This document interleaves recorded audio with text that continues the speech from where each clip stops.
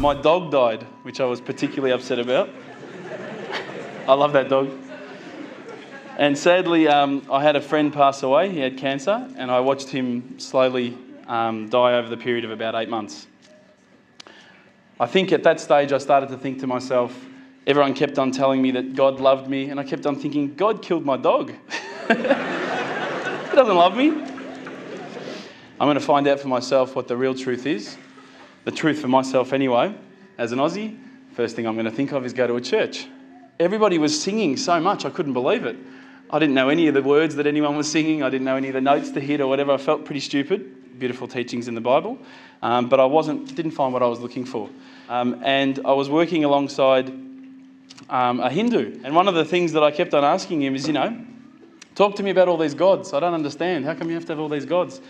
I said, but seriously, bro, what's the deal with the guy with the elephant head? Come on, he's got a few arms, he's got an elephant head. Come on, what's going on there? You've got lions' heads, tigers' heads, eagles' heads. They're all so much better than the elephant's head. Why did he pick that one?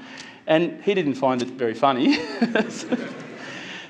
I also investigated Judaism. But again, after I kept on asking questions, I just didn't find what I was looking for. Then I looked into Buddhism. Now, I really liked Buddhism. I thought this was great. You get to relax. This is not so much a religion of God, but just a good way to live. It's a nice way to live. And I said, look, I've investigated all the religions and I can't find what I'm looking for. And he said to me, well, what have you investigated? And I said, well, look, I've investigated Christianity. I've investigated this ism, this, that, all the isms. He goes, well, what about Islam? And I went, Islam? Okay. Mate, they're terrorists. I'm not going to investigate Islam. They're crazy. No way, But lo and behold, alhamdulillah, I found myself walking into Preston Mosque one day. I was very nervous parking my car in the car park. I thought it might explode. I walked straight across the prayer rug with my shoes on. I walked straight past the brother praying. As he went into sujood, I almost stepped on his head. I had no idea, right? I walk across and I stopped. Abu Hamza came out of a door. That's the brother who just introduced us before, Samir. And I thought, this is it. I'm about to die. And we used to sit down and we talk about the different sort of questions that I had and the things that I wanted to know about Islam. They were very hospitable.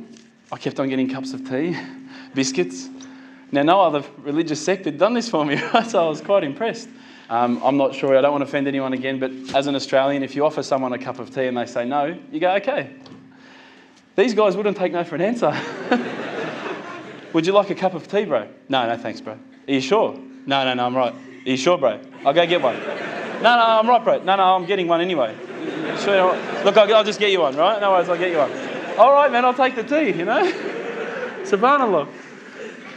When I was sitting down with the brothers from the mosque, when I would say, listen, I don't understand this. What about this? They would never just answer from their opinion. They would always pick up the Quran. They would open it up and it would be like, they're like human indexes.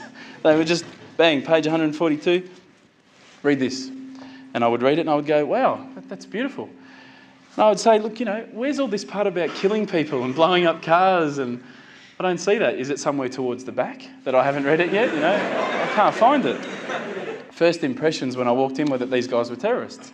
And I found nothing but the opposite. I found that they were the most hospitable, caring, nice people. I mean, these are guys that would say, do you need a lift home? Because they saw my car.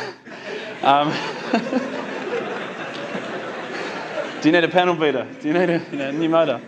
I remember speaking to them and they said, look, Islam is not just a religion for yourself, it's also a religion based on a whole social community.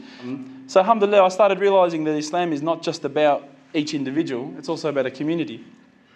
I also asked questions about the hijab and why couldn't I wear it?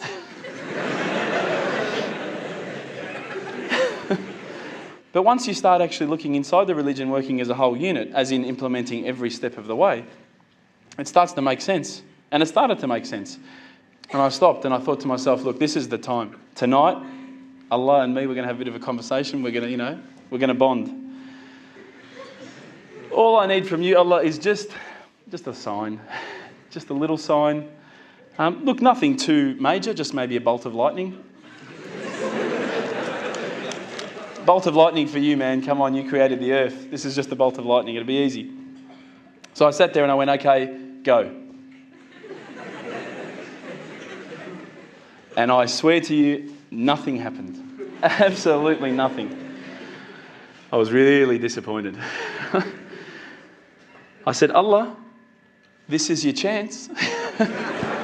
I'm here. I'm asking you. Where's my sign? You know, come on. I'll give you another chance. Maybe you were busy. You know, it's night time here. It's busy over the other side of the world. Maybe I could just get a bit of a creak in the floor. You know, maybe I could hear a car backfire. Something that I'll know it's for me, but no one else will know. It's just between you and me. Again, I said, go. I'm waiting. And I waited. I think I waited about a minute. And that felt like a long time at the time. And nothing happened. Absolutely nothing happened. And I was really disappointed. I thought, I'm like on this cliff. I'm on the edge of a cliff. I'm about to jump into Islam and I just haven't been pushed. I haven't taken that little leap. So I turned the Quran. I turned to the next page where I'd finished off. SubhanAllah, the very next verse that I read, for those of you who ask for signs, have we not shown you enough already?